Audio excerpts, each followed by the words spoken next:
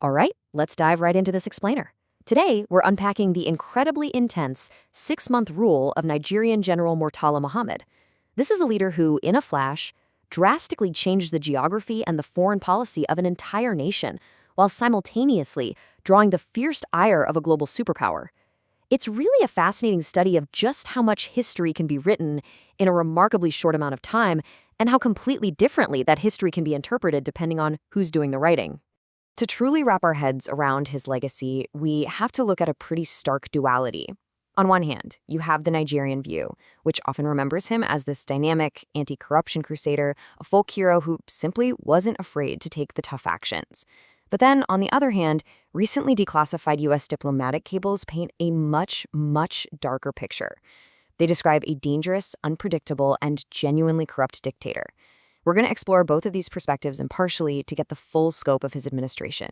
Now, what is truly staggering about all of this is the sheer brevity of his impact. 180 days, that's it. That is essentially all the time General Muhammad had in office. The monumental domestic and foreign shifts we're about to explore literally all happened during this incredibly brief window before his tragic assassination. It really begs the question, how does a legacy get so deeply entrenched in just 6 months? Section 1, a new capital vision. Let's look at how he wanted to physically reshape the country. We'll start with his domestic ambition, specifically his massive utopian vision to physically move the seat of Nigeria's government. You see, by 1975, the coastal capital of Lagos was practically buckling under its own weight. The city was facing a perfect storm of severe challenges. It had a peripheral coastal location that made it hard to reach for a lot of Nigerians. You had acute urban congestion, virtually no land left for expansion, and severe infrastructural stress.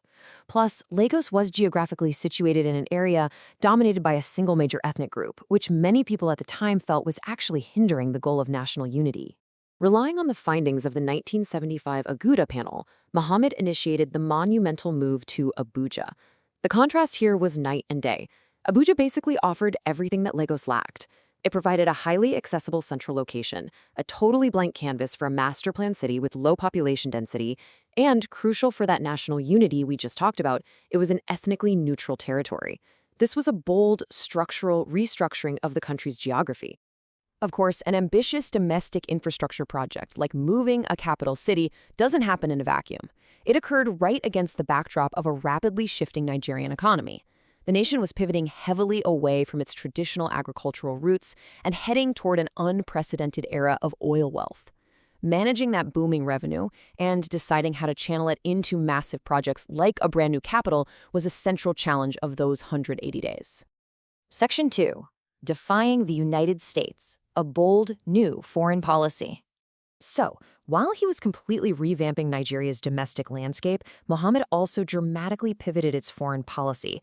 He took a bold, unapologetic Pan-African stance. In a deeply historic speech at the Organization of African Unity in Addis Ababa, he delivered this iconic quote, "Africa has come of age, it is no longer under the orbit of any extracontinental power." This was a direct, very public challenge to Western interference and neocolonialism in African affairs, and believe me, it sent shockwaves through the international diplomatic community. The crucial thing here is how that fiery rhetoric actually translated into action, particularly regarding Angola. Muhammad flat out defied U.S. President Gerald Ford, who had sent a letter essentially instructing African leaders on how to handle the Angolan situation. Muhammad outright rejected Ford's directives. He completely refused to demand the withdrawal of Soviet and Cuban advisors. And then he went even further, throwing Nigeria's full diplomatic weight behind the MPLA liberation movement and recognizing them as the legitimate government. On top of that, he fiercely condemned apartheid and what he called the Pretoria-Lisbon-Salisbury axis. Section 3, the secret American verdict. Washington gets nervous. As you might imagine, this deeply defiant stance on the global stage seriously unsettled Washington. Declassified memos sent to U.S. Secretary of State Henry Kissinger by Ambassador John Reinhardt reveal a stunningly harsh internal assessment. Just listen to the adjectives Reinhardt used to describe the new Nigerian leader: erratic, vainglorious, impetuous, corrupt, vindictive, intelligent, articulate, daring. It is a cynical, damning evaluation, and it contrasts so sharply with the public image Muhammad was cultivating back home. The Americans actually harbored a whole laundry list of specific grievances against him. Beyond his foreign policy in Angola, the U.S. was absolutely furious that he had impulsively evicted the U.S. Embassy from prime property in Lagos. They were highly frustrated that he was stalling massive multi-million-dollar telecommunications contracts with American firms like GTE and ITT. And, digging into his troubling past, the diplomatic cables accused him of ordering atrocities during the Nigerian Civil War, specifically pointing to the Asaba massacre. All of this creates a totally fascinating historical paradox, and it's something you should really take away from this explainer. At home, Muhammad was famous for dismissing over 10,000 public servants in this massive sweep to cleanse Nigeria of graft and corruption. Yet, behind closed doors, American diplomats were secretly categorizing Muhammad himself as highly corrupt. Whether this American assessment was accurate, or maybe just the angry reaction of a frustrated superpower losing its economic foothold, remains a hotly debated point in history. Section 4. Assassination and Legacy.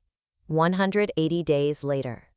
Tragically, the momentum of this intense domestic and international agenda was violently cut short. The sheer speed of these events is really hard to wrap your head around. He takes power in July 1975. By January 1976, he's delivering his famous OAU speech in Addis Ababa, standing right up to the U.S. But just 1 month later, in February 1976, his car was ambushed in notorious Lagos traffic en route to the Dodom barracks. He was assassinated by a faction of soldiers led by Lieutenant Colonel Buka Suka Dimka. By May, those coup plotters had been executed. There is a remarkably dark irony in Dimka's rationale for the assassination. In his planned broadcast to the nation, Dimka cited corruption, indecision, arrest and detention without trial, weakness, and maladministration. He essentially used the exact things Muhammad supposedly fought against as the justification for the bloody yet ultimately failed coup attempt against him. Following the assassination, he was succeeded by Lieutenant General Olusegun Obasanjo. And this is where we have to pause and really reflect on the true magnitude of what just happened. Despite lasting only 180 days in power, just a mere 6 months, Muhammad's incredibly brief tenure locked in a completely new trajectory for the country. He successfully laid the unshakable groundwork for the move to Abuja, changing the nation's geography forever. And simultaneously, he firmly established a militant assertion of African sovereignty that subsequent leaders would follow for decades. So, we want to leave you with this final provocative thought to discuss down in the comments. How do we actually balance the legacy of a leader whose domestic idealism and bold Pan-Africanism were matched by international notoriety and allegations of a much darker nature? How should history judge a legacy built in just 180 days? Thank you so much for joining me for this explainer. I hope this structured look through the source material has given you a clearer, deeper understanding of this incredibly complex moment in history.